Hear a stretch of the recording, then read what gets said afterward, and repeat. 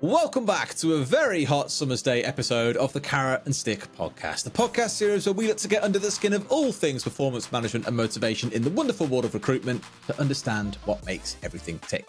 Now, I sit down today with Alex Stick. No, that is actually his name. Alex Stick, the founder of ALS, a recruitment company who, interestingly, are fully remote, only hire senior consultants, and have a very unique way of working. Today, we talk through not just that and how he pulls it off and has been for the last 13 years or so.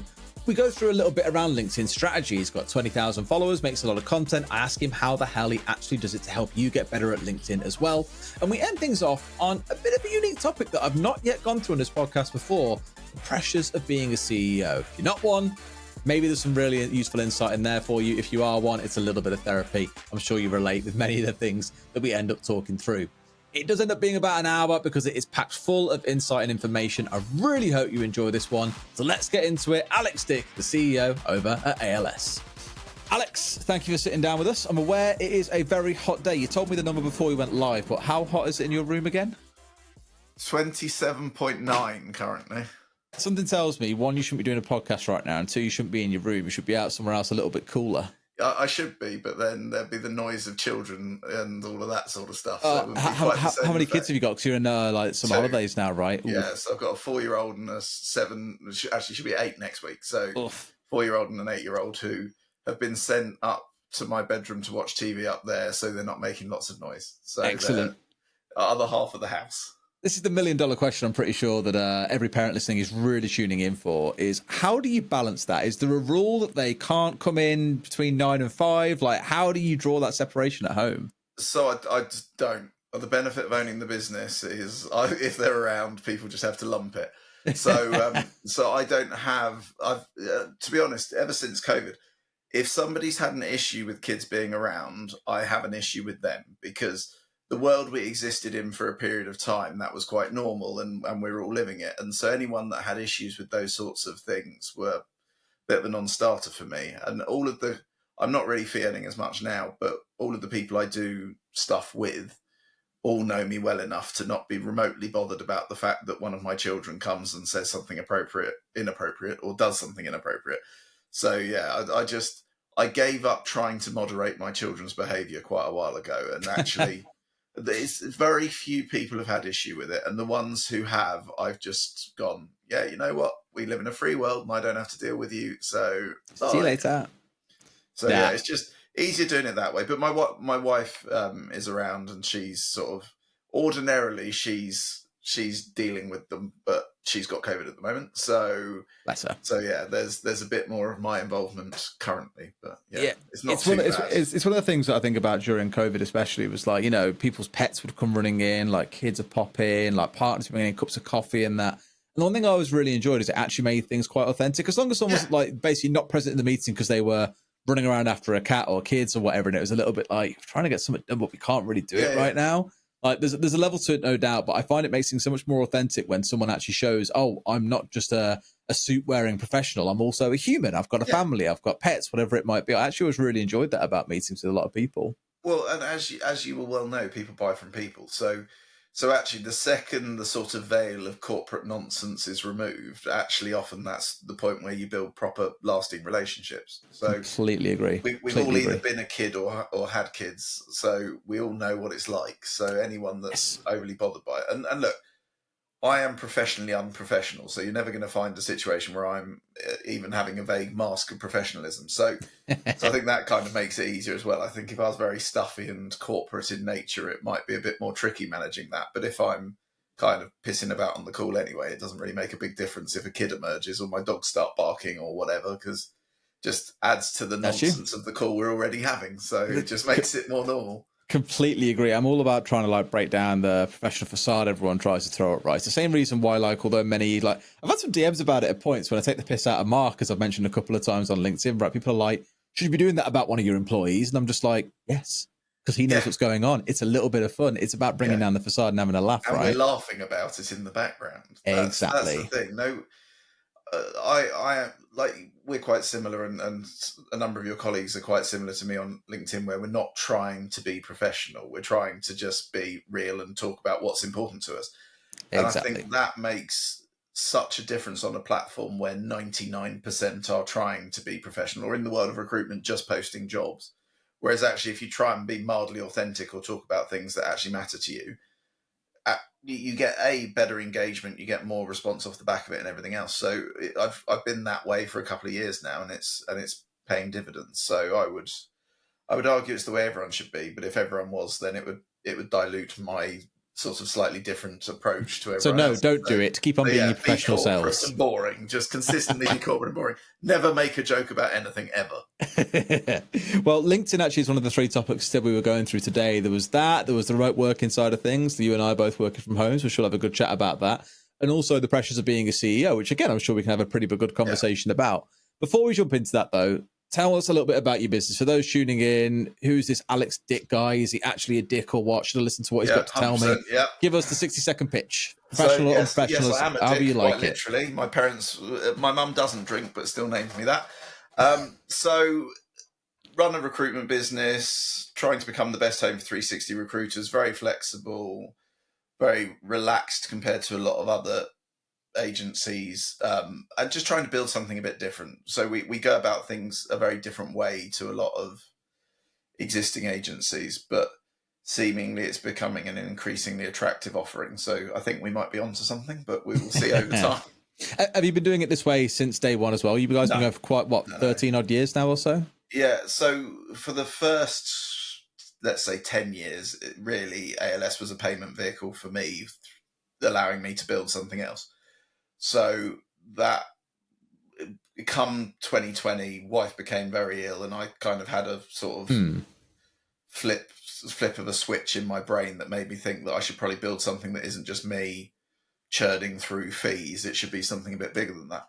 And I'd specialised in remote working and flexible working and all of that sort of stuff for a fair length of time, practicing as in placing people.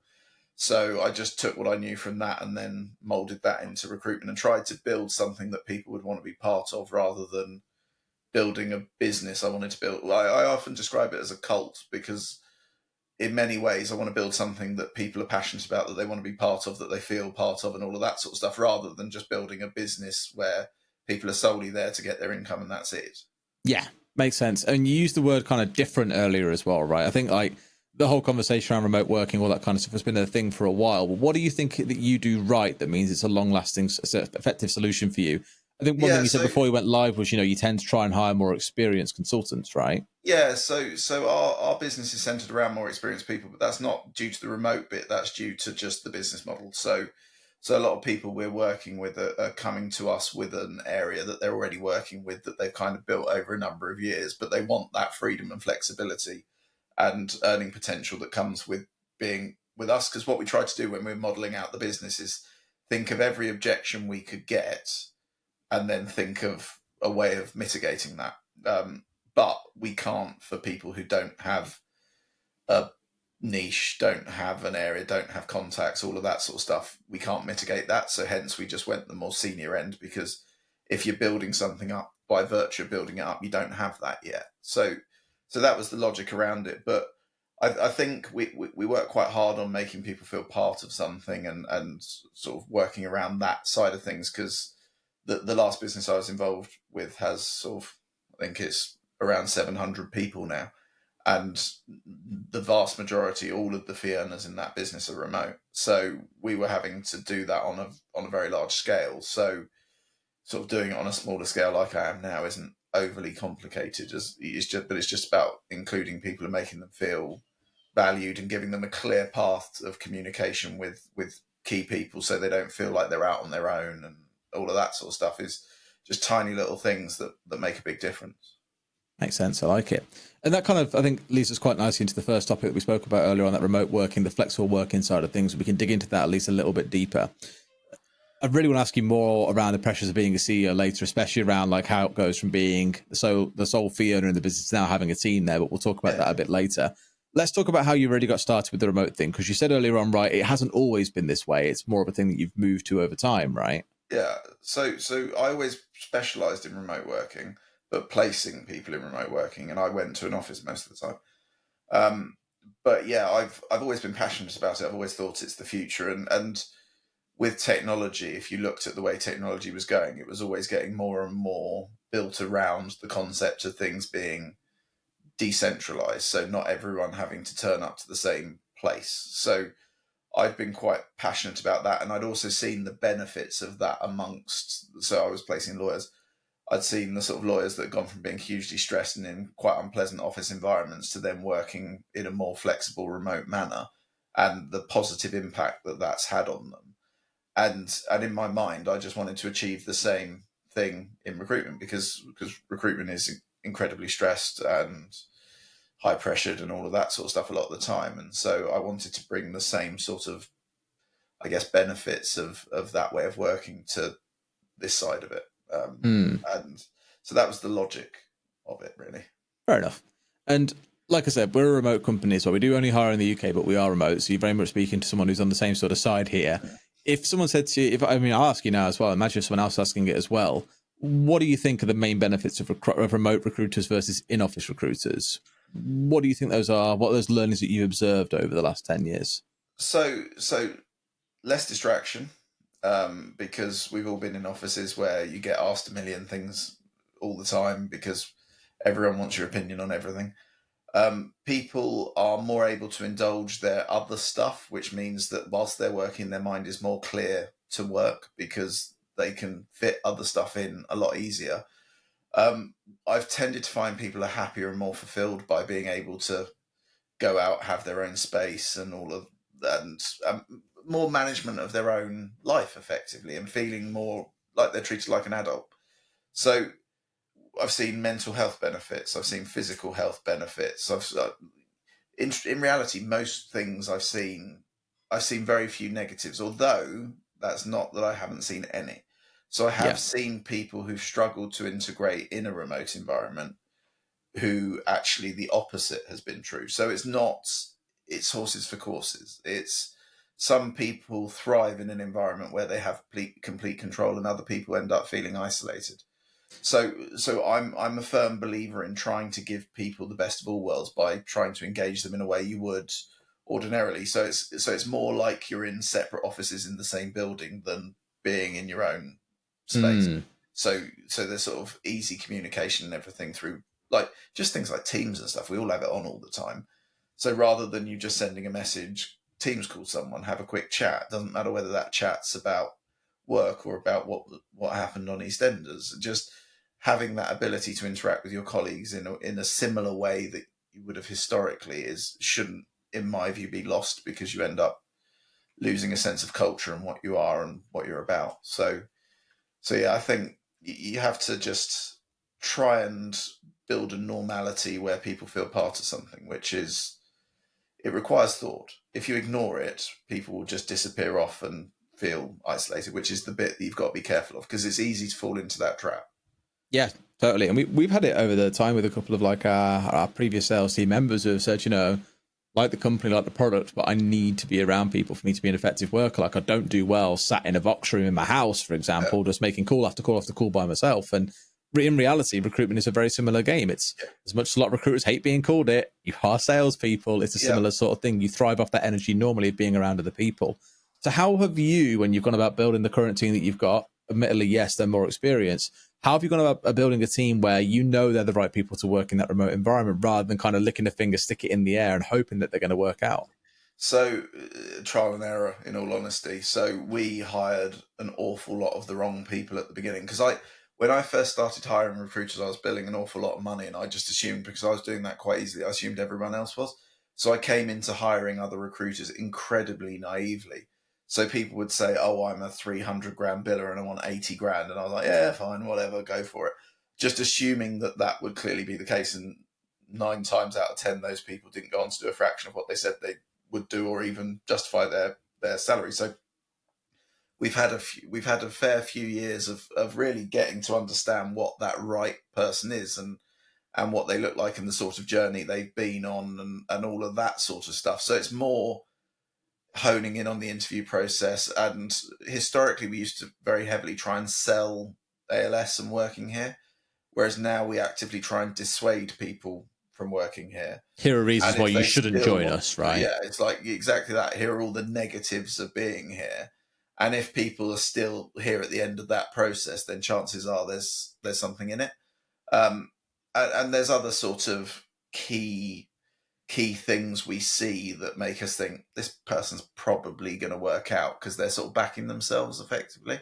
And joining us is a leap of faith. If you don't have the ability to be a true 360 recruiter, as in you can't build your own desk, we are the wrong home. And we try and really drum that in. Whereas historically we were like, oh, you want to work remotely? Come and work for us. We're flexible with this. It's like, now it's about, what do you think your desk is going to look like? How confident are you about that? Because if that doesn't happen, this isn't going to be the home for you for very long. And really making it clear, I guess, what our expectations are, so that people are going into it understanding that this isn't a holiday camp. This is work. And we've certainly had a fair few people who have thought it's a holiday camp. Like one of our very early hires, on a morning call, he was sat there and he accidentally put his camera on. He's there drinking first thing in the morning, eating last night's curry, playing Xbox, drinking a cider at like 9:15 in the morning. And he's just going, what are you doing? Like, no wonder It's you never mad, have isn't your it? camera on. We've had some stories. Some guy got into a call in the morning and he'd clearly been out the night before and had a couple of girls in the background behind him. And we were just like, you cannot be serious. Like, is it? Obviously, he was gone the same day, but it was just a little bit like, it baffles me how some people don't have the professional decorum to really think about it. You know, you're here to do a job. Yeah. You've got a place you're meant to be working at. That's just not how you do it. It's bonkers. It's one of the big complaints you see about remote working is, oh, people can just do what they want and all of that sort of stuff. And that's not the nature of it. The nature of it is you still got to do the job, that you're still paid to do the same job as you'd be paid to do if you're in the office. So the expectations are still the same around the deliverables and all of that sort of stuff. You just potentially have more flexibility around how you do it, and perhaps in my world, the hours you do it and all of that sort of stuff. But to me, it's logical, because often in recruitment, you're getting hold of your candidates either very early in the morning or later in the evening, because weirdly, the good ones are working during the day. Strange that, isn't it? Yeah. So actually forcing people to work a 9 to 5 when their candidates aren't available, to me, just doesn't make sense.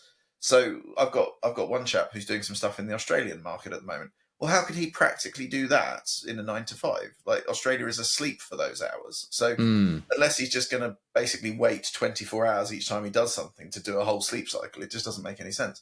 So yeah, I've tried to be logically flexible, but also make people understand what's expected of them. And that starts from setting the scene at interview number 1 all the way through that process, so that people truly understand what is expected of them, but also that we're relaxed about the mechanics of how they get there. I do want to come on to expectations, because that's a big thing that I think many struggle with remotely, is how do you set expectations? How do you manage them properly? Before we get into that, though, you did say remote/flexible working, right? People often hear remote or flexible working and assume it only means remote. Flexible has many different definitions, right? Yeah. What does it mean to you guys at ALS? So we exert very little control over the majority of the facets of someone's recruitment desk. So I don't care where they're based. I don't care the hours they work. I don't care how much holiday they take. There are very few things I care about other than what's outputted at the other end. So if someone's performing, the mechanics of how they do it, I'm very relaxed about. So I don't mind whether they're working an hour a day or 12 hours a day. I would encourage them not to work 12 hours a day, because that's not remotely helpful or sustainable. But conceptually, it's your desk. It's like your business within ours. So you run it how you see fit, but here is the expectation of what's kicked out the other end. And actually, in our example, they've set that. So they've told us what they're going to do and how they think they're going to do it. And so we're just saying, you've set the expectation, so that's what you've got to hit. So if you're not hitting that, then of course, in the same way as you would if somebody was in the office, we're going to be having conversations about why we're not where we should be. But equally, if you are where you should be, we're going to be pretty relaxed about it, because you're achieving what you need to achieve. And if you want to go on and build a lot more, we'll support you and empower you to do that. But equally, if you want to get to 200 grand and coast along at that level, then that's also cool, because we're all making money. And if you're happy with that, we're happy with it.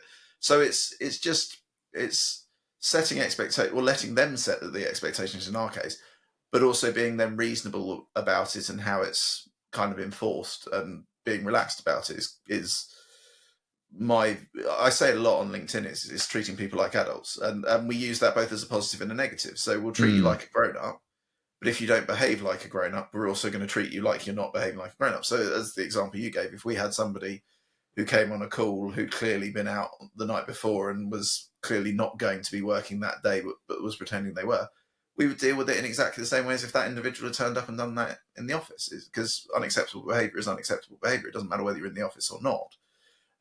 But I don't personally care about where somebody's based, for example. Like one of our marketing team has been working until, I think she came back today or yesterday, was working, doing her job from Spain. She wanted to go and spend a long weekend in Spain, but wanted to continue to work, and she delivered the things she needed to deliver in the time. So again, why do I care? It makes no difference to me. And if it allows her to enjoy her life more, to me, it's only a positive. Yeah. So when it comes to the expectation side, because you mentioned there around what you expected it to deliver, and obviously for consultants, it's more around, okay, are you billing what you said you're going to be billing? Yeah. How do you approach that as a framework? Have you got like numbers in your head where it's like, right, if you bill this amount, I don't give a shit, you're in the clear, you bill this amount, then we've got to have a conversation about your inputs, like how many hours are you doing, what's your actual activity look like, and is there a level we get to where we say, right, now you're in danger territory? Yeah. How do you approach it month to month? So it's more live, to be honest. It's not really month to month, because you can see trends in someone's behaviour actually pretty early on. If people aren't doing the basics, it becomes pretty obvious pretty quickly. So it's a constant monitoring process, but it's not a KPI monitoring process. It's just obvious. You don't have to monitor things if people aren't turning up to meetings, non-compulsory meetings, but you'll see the people who are very active turning up to things, the people who aren't not. And then you only have to look at the likes of LinkedIn activity, posting, the system, to see if people are doing the things they should be doing or not. And you don't need KPIs to achieve that. It's, if you're working with experienced people, it's common sense.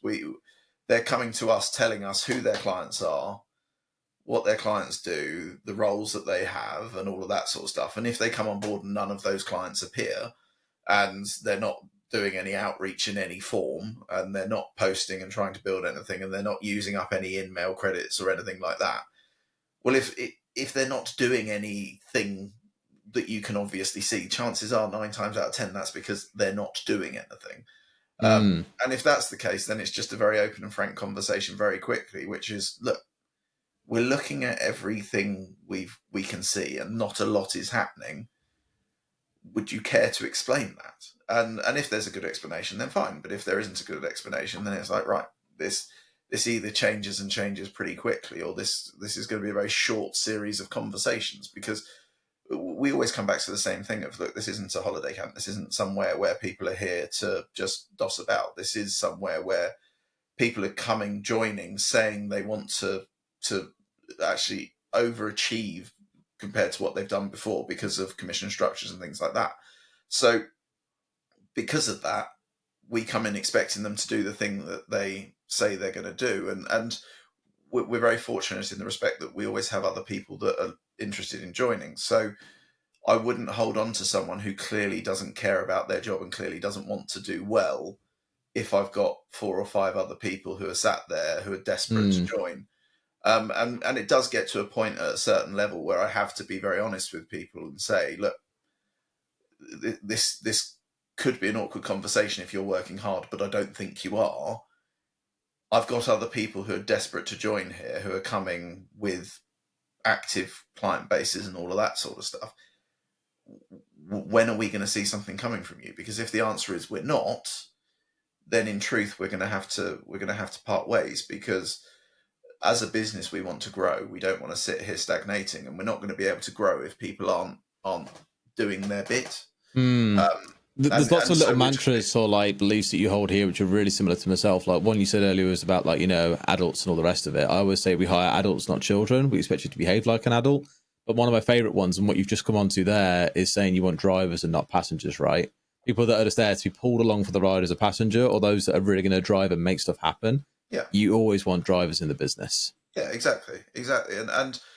and we say that from day dot. We are, anyone we're speaking to, we're very clear that they need to be motivated. They need to be self-starters. They need to not be sat there wanting to coast. And so if we then don't see that behaviour playing out once they've joined, then very quickly it's very obvious. It is so the last person we asked to move on, we had a resourcer who joined that week, and in that singular week, that resourcer who'd never done recruitment before had done more total activity than that other individual had done in well over a month. Painful, isn't it? And literally just looking at that, I had a very open conversation with that individual saying, you're experienced, you're supposedly supposed to be building a desk, and your clients you thought would come over haven't. I would expect to see an awful lot of activity to try and fix that as a situation. And I can see basically nothing in comparison to somebody who's never done recruitment before, who should be doing an awful lot less because they don't know what they're doing. And that it's normally pretty clear who's doing everything they can and who isn't, in all honesty. And I'm sure you have the same with SDRs and stuff like that, where you look at the inputs and outputs of some versus others, and you can see the ones who are busting a gut and the ones who are perhaps not taking it quite as seriously. And that doesn't matter whether you're remote or in the office. That's clear from what you can see. And I don't in truth believe that someone being in the office would change that, because in reality, when we're all sat in an office, we're still looking at the metrics around systems and things like that. We don't tend to just stand in front of them and go, right, I'm going to spend the next 12 hours standing there staring at you to see if you do anything. Yeah. Like, we all go look at call logs, look at emails, I don't mean physically look at emails, I mean look at numbers and all of that sort of stuff, and look at your CRM or in fact your tool is an example. I'm imagining if everyone's up here and somebody else is down there, there's going to be a report somewhere saying what the feck is going on. What's that person up to? Yeah, no, completely that. And I do agree. Yeah, we always look at like outcomes, outputs, and then inputs. Your outcomes being, are you having qualified meetings being sat, for example, is our measure for an SDR. Yeah. If that's not really happening, we're like, okay, then are you booking a lot of demos in? Let's go and look at the outputs. If that's not looking good, we look at the inputs. How many calls you're making? What's the actual raw activity you're doing? These leading measures. If they're not up to standard, then there's a conversation. Otherwise, it's a coaching issue that we can work with you. But if you're not willing to put the graft in up front, then what's the point? Like you're saying, why are you here in that case? That's the thing, isn't it? Because if you had somebody that was doing all the calls, but it wasn't filtering through, well, then you need to tweak how their approach is, because actually they're grafting to the level where it should be kicking out X. But that's the problem. If you're not seeing that initial bit of effort, then that's where you have to kind of start to draw a line. But I always advocate coaching and support first. So come at it from a compassionate perspective in the first instance, and try and exhaust that path first before then going down a more of an enforcement route of, look, we've tried to get you to actually graft, but you're now just being belligerent. This is not acceptable, and then you go down more of a disciplinary route. But I'm always quite cautious to avoid. That's literally the last resort for me. That's we will have had 10, 15 conversations before that, or various people will have to say, shall we get going here? Like, what's happening?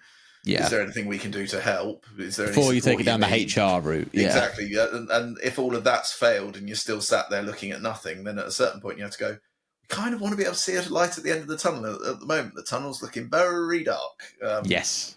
So, yeah, it's balancing that. I like it. Some really good thoughts around that overall, and we could talk about that forever. I'm aware that we're already half an hour in, mind you. We could be here for a long time. Let's jump onto the LinkedIn strategy, because dare I say you're a micro celeb, dare I say at this point, about 20,000 followers. Keep yourself busy on LinkedIn an awful lot.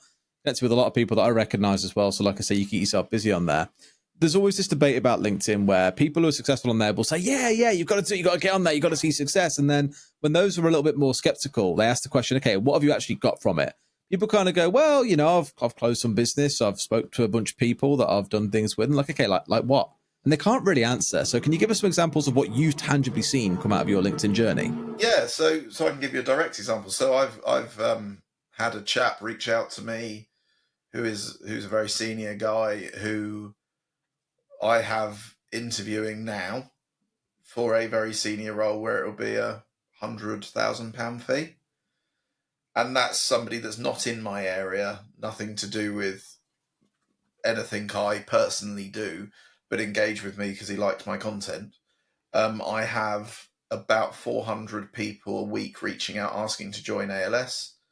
I get people asking what I would do in certain situations in various recruitment businesses. So the sort of thought leadership bit's clearly working. I've got clients reaching out to me probably 3 to 5 a week asking us to do something. And that's all off of the back of posting every day. Just being and visible. I never ever post asking for business, and I never ever post saying join us. And I know it's just posting about shit that's important to us, and that drives the right sorts of people towards us. So yeah, it's definitely tangible. I kind of, so of course I pay attention to vanity metrics because that's what this system's report on. So it's the easy stuff to look at, and we're sort of running at about 6 million to 7 million impressions a quarter now. So it's a lot, but I judge posts not off of whether it's got 1 million impressions. I judge posts off of whether I've got good messages from good people or people have engaged in the background. Because often recruiters, especially ones like I chatted to a chap today, he's been following my content for over a year now. And when I spoke to him, I was like, what do you know about us? And he basically whittled off almost my entire sales pitch before I had to say anything. I was like, well, this is going to be a very short phone call because you've done my job for me. But it's because he's seen me talk about all of the stuff that's important to me and that I believe in for a year. And so I think it's a long game. It's by no means a short game. A lot of people think you're just going to post and immediately you're going to start seeing stuff happening. It wasn't that long ago that a week for me was 20 to 50,000 impressions. It's a fairly recent construct that it's gone boom. Probably about a year now. It's just been getting bigger and bigger and bigger. But we haven't really changed what we're doing in that time. It's just turning up every day and being real every day. And I think a lot of people that want to commit to it are too nervous about being themselves because they're nervous about what their clients or candidates or whatever will think of them. But I would argue that if you are yourself, you're going to build far stronger relationships with the clients that matter and the candidates that matter. So I've just been unapologetically me the whole time. And it's paid off. It's the one question I think many would have is like, for many, the will is there that, they hear about these benefits. And they're like, you were talking about distractions earlier, my cat. Yeah, I keep seeing it in the background, just wandering past as well. Well, now she's full on come for a run, and this is you now. Nice. She is very furry. She is very furry. I mean, I'm any clothing of mine that is not white is destined, including this green top, to be white by the end of the day. And now she's on my lap. I've got German Shepherd, so I feel your pain on that front. You know exactly wrong. And now she'll curl up on my lap and be very happy for the rest of this podcast. I hope. And you'll be very warm. I'll be very, very warm. As you are warm, aren't you, for your size? Where was I? Yes, they've got the will, yes, but not necessarily the skill. And when I say skill, I don't mean they don't know how to write. Of course, people know how to write a sentence, right? It's what we do every single day for a job. What I more mean there is when it comes around to sitting down and actually posting something every single day, they draw a blank. And I'm very much the same. To be fair, she's gone already after 10 seconds. Bloody cat, honestly. But my view has always been, if I don't have anything to post, then I'm not going to post. I'm not going to pressure myself to be there every single day. And there'll be a few, like 2 or 3 weeks in a row where I'll post every day because I'll have something to say. There'll be other weeks where I have nothing to say and you'll barely see me on LinkedIn at all. So for someone who remains as consistent as you are, how have you managed to become that consistent? Because I can't imagine from day one you were like, yeah, this is easy. I can post every single day and there's no bother. What did you do? So a lot of recording of content. So videos, just sitting there recording myself waffling and taking posts from that. So waffling around subjects that are important to me around, let's take flexible working and toxic management and all of the various things that I waffle about. And if I have a real brain fart, I then just start playing around. I basically treat LinkedIn a bit like a science experiment. So I will post stuff that was historically posted a long time ago that didn't do so well, but in different formats to play around with it to see if it does better. So if I'm truly, truly, truly stuck, I'll regurgitate something from 2 years ago that was a flop because nobody paid any attention to me back then. You got a different audience today compared to then as well. Exactly. So actually reusing content's a good thing. Yeah, exactly. But and I'll play around with it. So I play around with content and structure and all of that sort of stuff to see what works, because I'm just interested in how algorithms work and stuff like that. I'm a bit of a nerd like that. So when I'm really, really stuck, that's where I go. But to be honest, it's rare now that there isn't something that I saw on TikTok or have seen somebody else write about a while ago or have an opinion on, or like the most recent one. I had a bit of a brain fart and didn't know what to do, and then saw Stephen Bartlett had invested in a recruitment business and was like, right, I think he's a bit of a wally, so I'm going to do a post on that. And that was actually, to be fair, it ended up being about a 10-minute video that a member of the team edited quite heavily down because there was a lot of expletives and stuff that definitely shouldn't have been in it. But that ended up getting 600,000 impressions and a shitload of comments and messages to me. And that was just, I guess, I think in the world of PR it's called newsjacking or whatever, where I just saw something and went, yeah, right on someone else's story. I have something to say about this.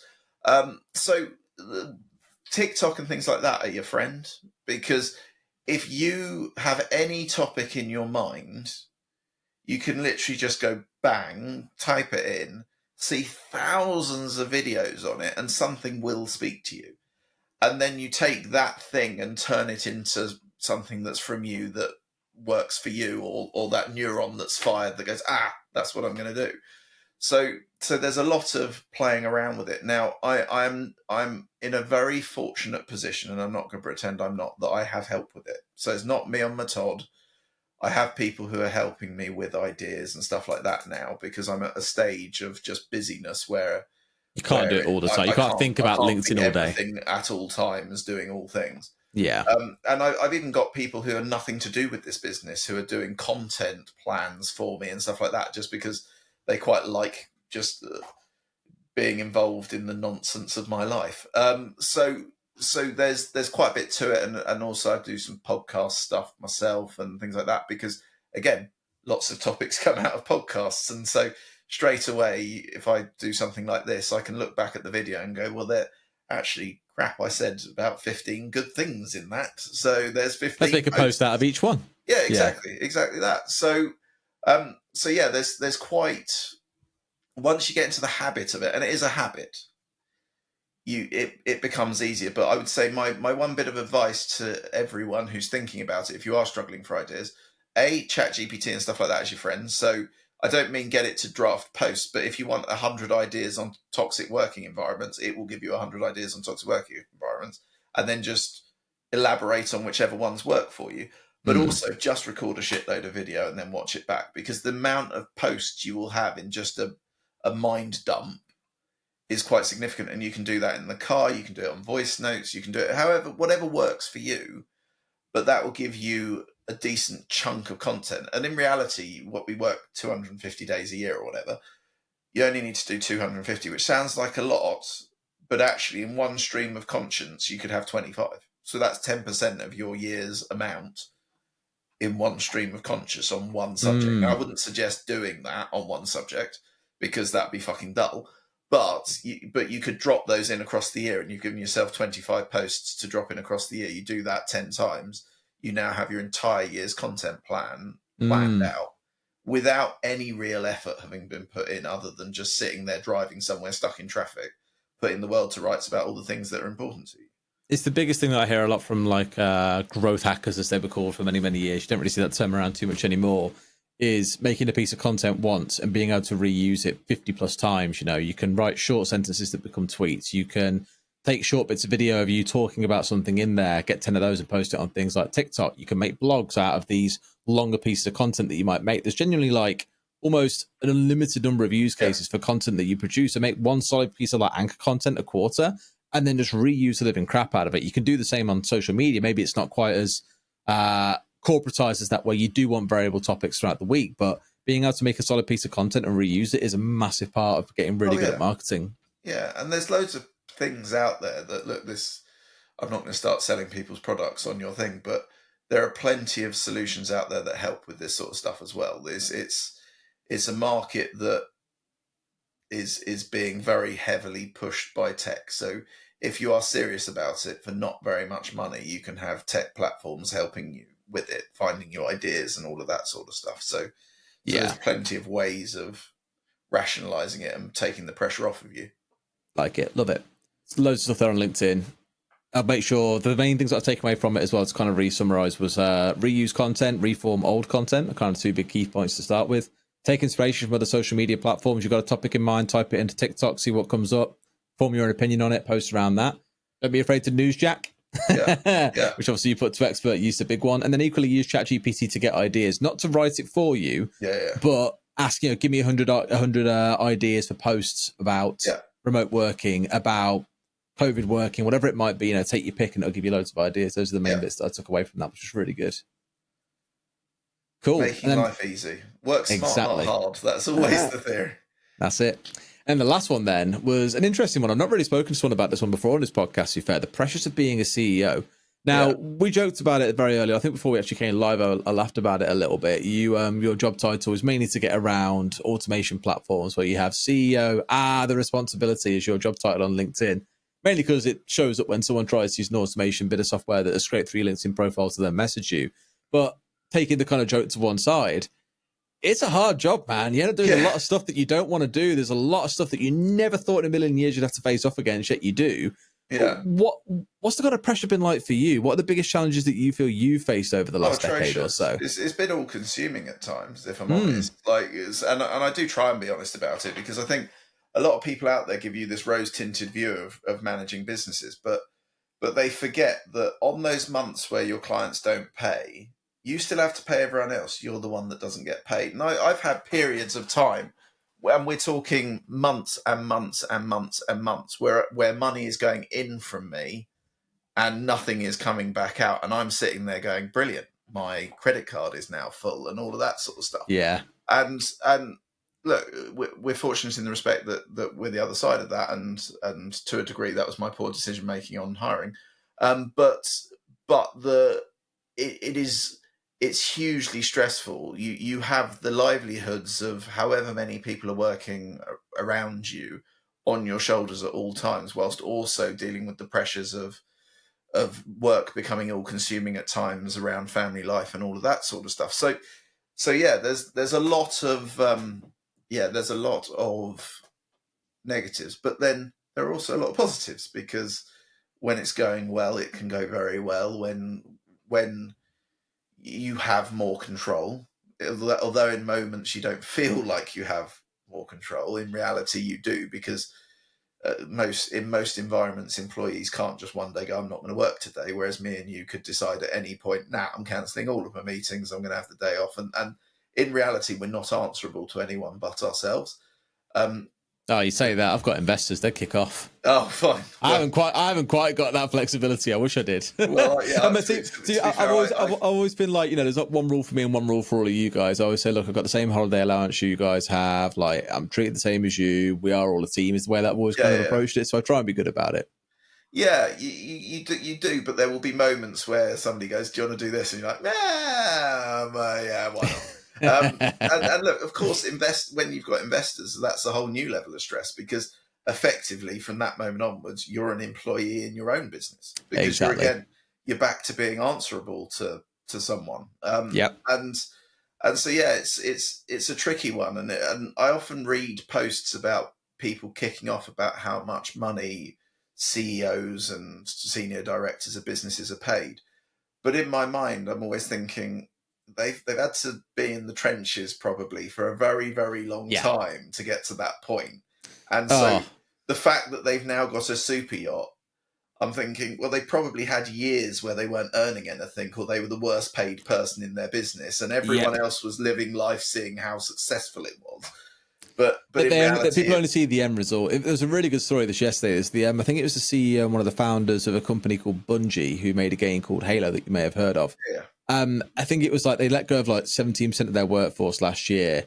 And he just posted, I think it was about a month or two after that, he bought like a new car or something, a supercar or whatever it was. And naturally, people are just incensed. Like, why on earth can he justify buying that? Like, when let's let a bunch of staff go. And the thing is, it even said at the time, we're letting some of our senior leadership team go, like directors are being let go, like across the whole business, we're having to downsize in some way. And everyone's just like, what's he done to deserve that? And it's like, I'm not being funny, but he was probably the first person in the business having to build this from the ground up and dealing with all the shit that comes with it. Like you say, not being paid, having to learn so many new things along that journey. And well, I'm not sitting here and saying that it's always okay for a CEO to sit there and be spending millions on whatever it is they want to spend it on whilst they're letting staff go. I definitely think that's always okay. But when someone sets something up, have a little bit of compassion, man. Like, you only see the end result. You don't see what happened at the very start, right? Well, and not even at the very start. I watched a podcast with a chap who owns some gyms, and he was talking about how his staff are always asking for pay rises, and he was explaining to them that he can't afford it. He simply can't afford it. I think it was costing him £100,000 a month to run the business, and they would be making 120 grand. And so they're going, well, you're earning 20 grand a month. He's like, no, I'm not. Because if we have one bad month where we don't earn anything, that's 5 months of the profit that has been entirely wiped out in that moment. And it's things like that you've always got to be mindful of as the owner of the business, where, yes, you might have a period of time where it's fucking marvellous. And don't get me wrong, when this business was just me on my Todd, I had periods of a very, very long period of time, a decade plus, of it being marvellous. But since I've been employing people, yes, there's moments of marvellousness, but there's also moments where the business costs 55 grand a month before we've made a penny. So that's 55 grand a month at the start of every month I have to find. Now, again, we're in a fortunate position where 9 times out of 10, probably, in fact, pretty much consistently now, that's covered, and we're a reasonable amount ahead that everything's fine. But that still doesn't remove that factor of, let's say we made 60 grand in a month. Well, next month, if we don't make 50, we're now at net zero again. That's it. Screwed. And again, we're fortunate in the respect that we're a reasonable bit ahead of that now. But still, in my mind, I remember when we weren't. So in my mind, I'm sat there going, what about next month? What about next month? What about next month? What about next month? And to an extent, I'm always stressed about it. I've learned to manage that stress, but there's never a moment where I'm not thinking, how much runway do we have? It's horrible, because the way I think about it too is, like, I feel very privileged that every time someone new joins the business, I always say thank you for trusting us with your career. And it generally does feel like a privilege seeing people join us like here and grow to being up here. And it's amazing to see that development and someone really grow. And, one of our lads, for example, who joined as an SDR at 18 years old, just bought his own house yesterday. And I'm just like, I'm so happy for him. That kind of stuff. 18 as well. He is never going to age, you see, bless him. Alex, shout out to you, mate. Yeah. He always looks like he'll be young forever. Yeah, that feels great.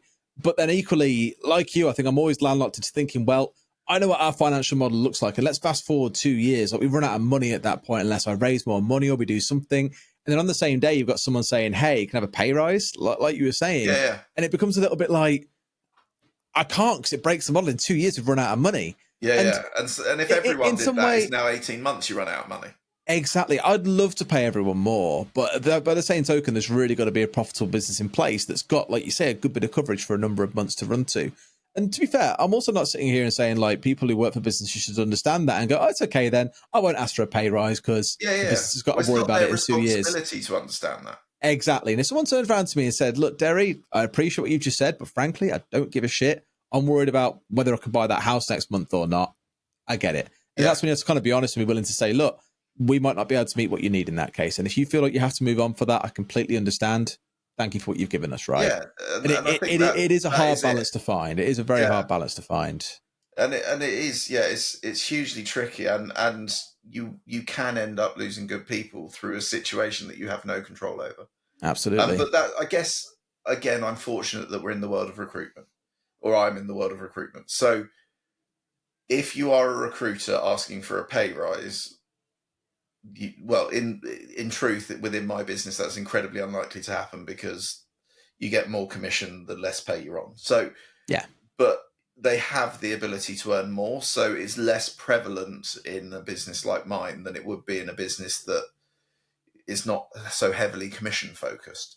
But yeah, it's a weird one though, because even though I'm significantly poorer than I was when I was doing my own thing, like by a factor of probably 100 times, but I'm happier and I'm more fulfilled. And in the same way as you, I enjoy seeing the journey of people who both have joined us and then stayed, and also the people who've joined us and left, who we were the springboard for what they then ended up doing. I've enjoyed that bit more than billing loads of money sat on my Todd. By quite a long way, which again, the rational part of me is like, you're an idiot. We need the money. But yeah, I always wanted to help other people, and that's the bit that I get the most buzz out of, in all honesty. Yeah, definitely. It's a weird one, because it's like they say money can't buy happiness. To a degree, it's true. Obviously, it's much better to cry in a Mercedes. Yeah. But by the same token, I think a lot of it is that because you get much more fulfillment and purpose out of helping others, right? And that's a natural, like, human thing, unless you're an absolute sociopath in that case. Yeah. But I think for a lot of people, they enjoy feeling like they're part of something greater. And I think for, you know, people who set up businesses generally, it is seeing something grow with people around you, not just you by yourself, but others around you building and growing something amazing with you. Yeah. When I was on my own, it was very lonely. I remember there's moments in my mind that stick out. Like, I remember the first time I had $100,000 month on my own, and having this sort of, let me celebrate by myself with a bottle of champagne to myself. There was this brief moment of elation of like, I can't believe I've done it, followed by the biggest down ever, where I was like, oh, like, is that it? So is that it? So yeah, I ended on up to the next one. buying an expensive watch because I didn't really know what else to do. I was like, I need to commemorate this moment. And then I sold it not that long ago, because I was like, I never wear it. It was stupidly expensive. What a pointless thing. And people would hack my arm off for it now. So I was like, get rid of that. But yeah, it's a weird thing. And I speak to a lot of people who are thinking about starting their own businesses, because often the people that are looking at joining us are comparing that to doing their own thing. And the number of times people, when they actually think about it, realize they don't want to be on their top.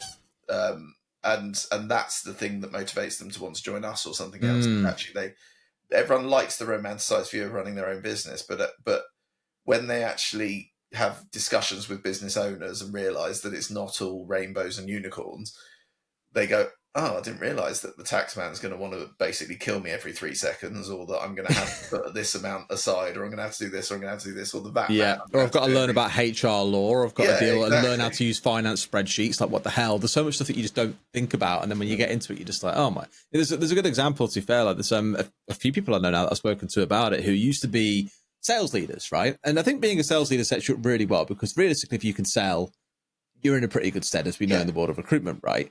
And they've gone on to be CEOs, to set up their own businesses, whether it's in SaaS, whether it's in a different space, whatever it might be.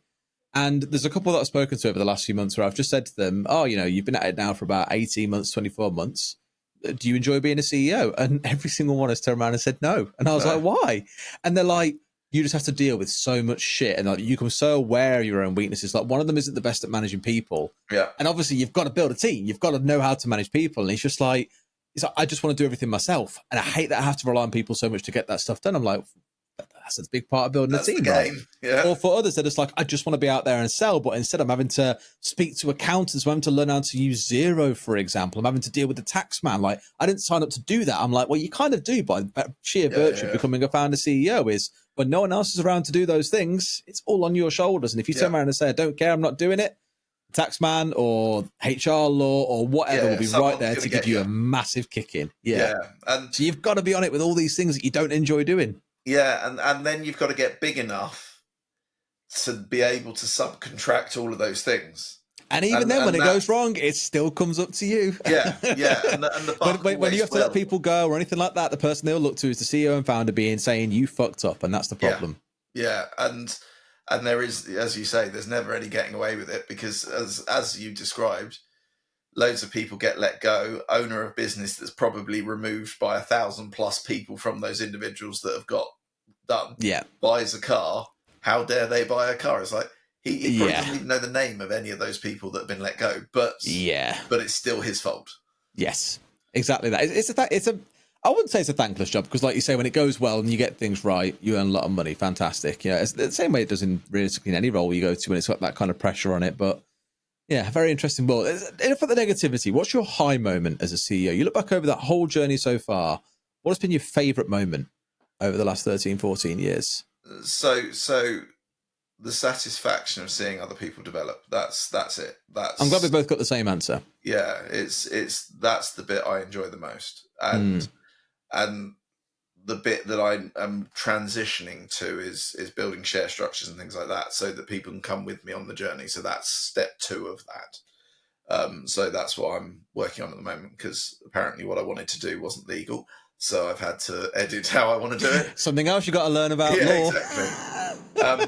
But yeah, I think I've always wanted to build something with people and go on a journey with people. I haven't wanted to be a sort of solopreneur with a team of people where I'm the top of the pyramid. So that bit is the bit that I'm sort of over the next year, 2 years. That's the bit I'm transitioning to. Sort of was building the foundation kind of there right now. Transition to bringing other people into the party effectively. Love it. Awesome. That was a really good chat, and I've got a few quick fire questions to give you before we look to wrap things up. Cool. One that I always love asking, and I hate the word, favorite influencer or person to follow on LinkedIn? So my favorite person at the moment are 2 people, Ross Sullivan and Dominic Watts. Why? Both funny.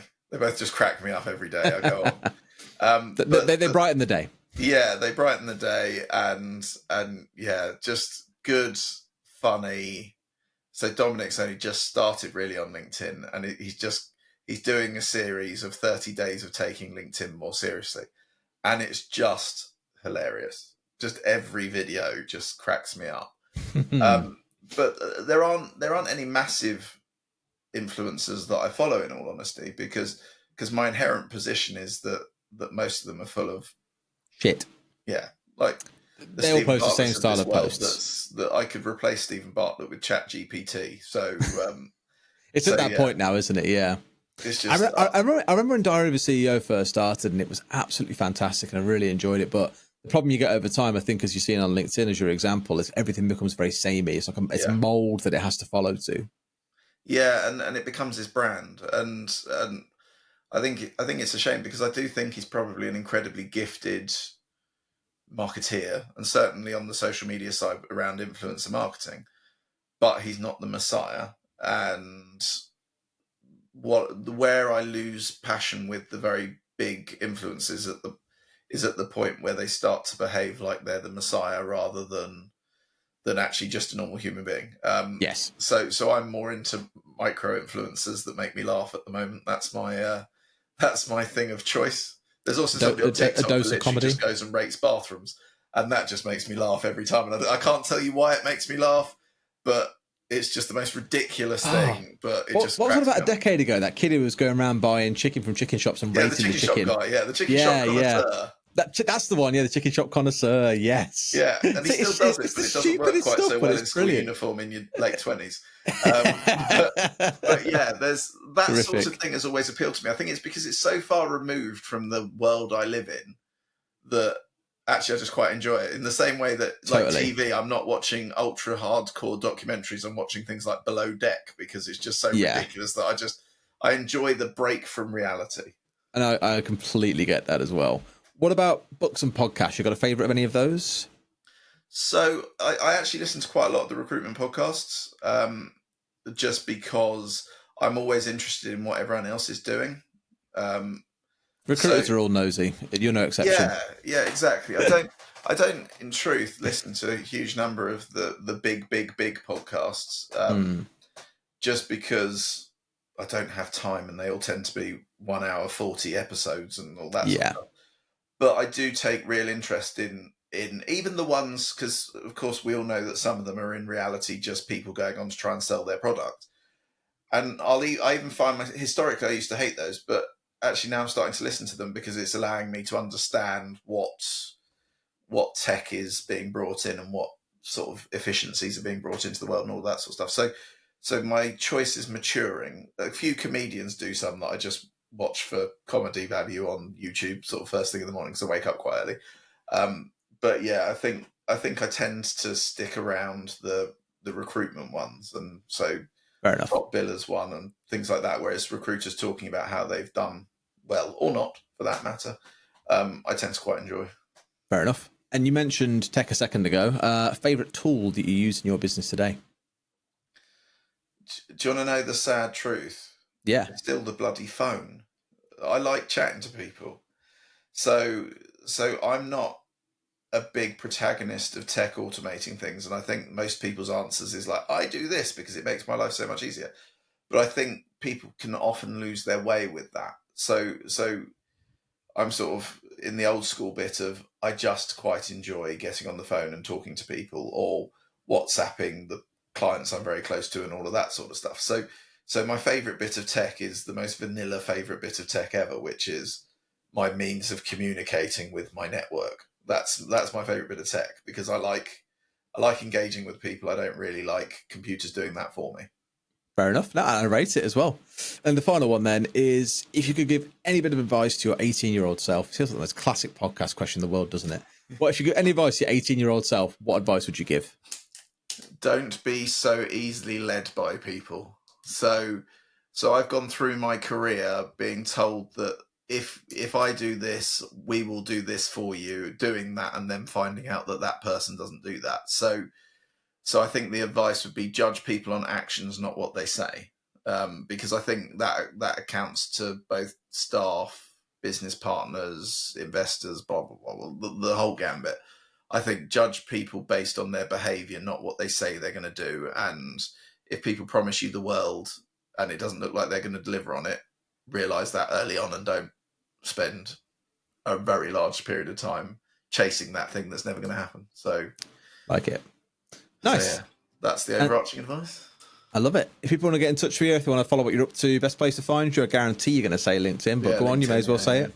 Yeah, LinkedIn. There's no point in emailing me because I get about 600 emails a day that I don't read because it's all junk. So, so yeah, LinkedIn for sure. And if people are enthusiastic and can find my mobile number on there, they're welcome to WhatsApp me as well, because I will respond to that. But yeah, LinkedIn's the big one.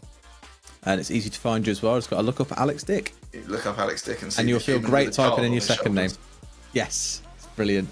And then any shout outs, anything else you want to do before we wrap things up? Nah, all good. All good. But thank Easy you. peasy. Thank you for inviting me on. It's genuinely been a pleasure. It has been, yeah. I thought we were never going to stop chatting before we pressed record at the very start of this conversation. There's always a risk of that. We got there in the end after an hour. We've managed to wrap things up nicely, which is great, mate. But thank you so much. Really appreciate it. And go and get yourself a nice cold ice pack. I think you've deserved it. Yeah, well, I'm taking my daughter swimming now, so I'm going to go and jump in the pool. Jump in with her. Yeah, just cool down a bit. Fantastic, mate. Well, enjoy that, and thank you so much. Cheers. Cool. Thank you very much.